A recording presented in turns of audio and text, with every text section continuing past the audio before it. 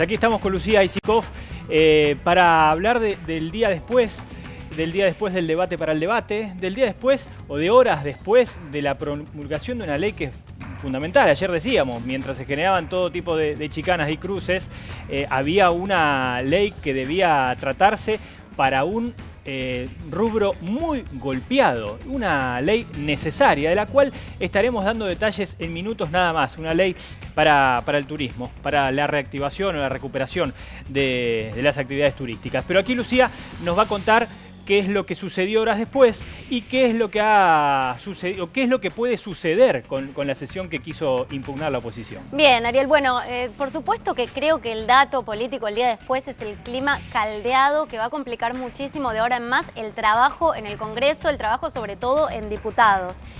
Dos leyes, la ley a la que hacías referencia vos, que era la más importante, tal vez la más trascendente, que es la ley de emergencia del turismo, y también la ley contra la pesca ilegal, para regular esa situación de pesca ilegal, sobre todo para contemplar mayores infracciones a quienes infrinjan la ley de la pesca. Bueno, esas dos fueron sancionadas de madrugada y dejaron este escenario, ¿no?, de un clima muy caldeado. La oposición, por supuesto, ayer participó y no participó de la sesión, porque nunca se loguearon, nunca dieron el presente, podemos decir. Entonces es como si no hubieran estado allí, pero hicieron uso de la palabra. La sesión se extendió hasta la madrugada.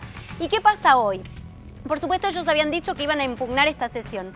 Están trabajando en la demanda en paralelo Pablo Tonelli, del PRO, Mariana Stillman, de la Coalición Cívica, y Gustavo Mena, de la UCR. Ellos están trabajando en lo que es la demanda que supuestamente van a presentar. Y te digo supuestamente porque hasta ahora no había sido presentada y se lee que la van a usar como una carta de negociación con el presidente de la Cámara de Diputados, Sergio Massa. Una carta de negociación, en palabras de la oposición, y una carta de presión, te diría yo, todavía no presentada, para tratar de llegar a algún tipo de acuerdo que por ahora no aparece. Y mientras tanto, Ariel, también, bueno, las repercusiones del día después, porque el propio presidente habló de este tema, muy enojado Alberto Fernández con la oposición.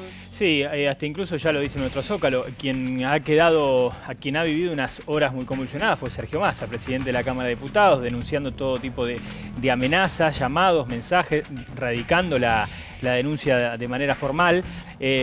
Hoy Alberto Fernández hablaba, claro, sobre lo que había sucedido en las horas previas, sin reparar en la necesidad.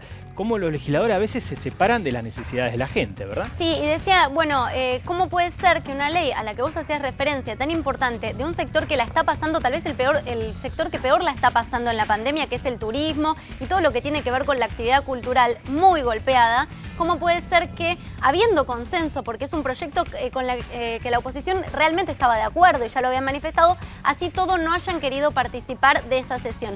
Y eso implica que están haciendo una especulación política que va más allá de un tema puntual para ayudar en la pandemia. Eso daba a entender el presidente, que decía: no me van a correr de este rumbo. Nosotros con Néstor Kirchner, rememoraba Alberto Fernández, hemos levantado el país de las cenizas y tenemos con qué hacerlo y lo vamos a hacer de nuevo. Eso decía el presidente en un acto por el Día de la Industria. Pero como vos decías, yo creo que el dato político es un clima caldeado y lo tenemos allí a Sergio Massa, que ya radicó esta denuncia. Un Sergio Massa que dijo que en la mitad de la sesión, a la noche, en la madrugada, publicaron directamente su teléfono, publicaron sus datos personales. Algo similar había pasado en el Senado, cuando se trató la reforma judicial, que se publicaron datos de muchos senadores del oficialismo. Bueno, en este caso de Sergio Massa, empezaron a llegarle de a miles mensajes, amenazas contra su mujer, contra sus hijos, contra toda su familia.